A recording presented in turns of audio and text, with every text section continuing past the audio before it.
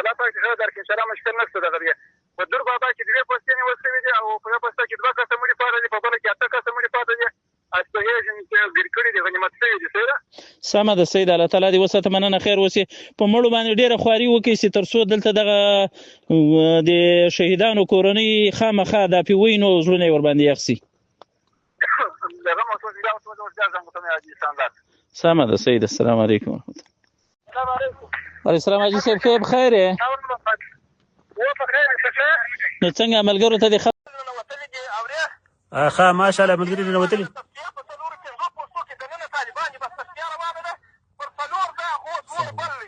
الله پاک دې خیر درکړي دا په کومه ساحه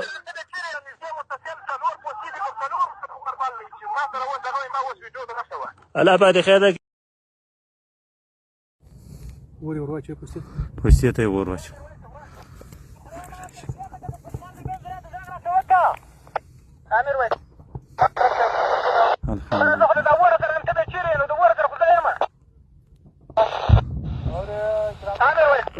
دغه مختار مولوي صاحب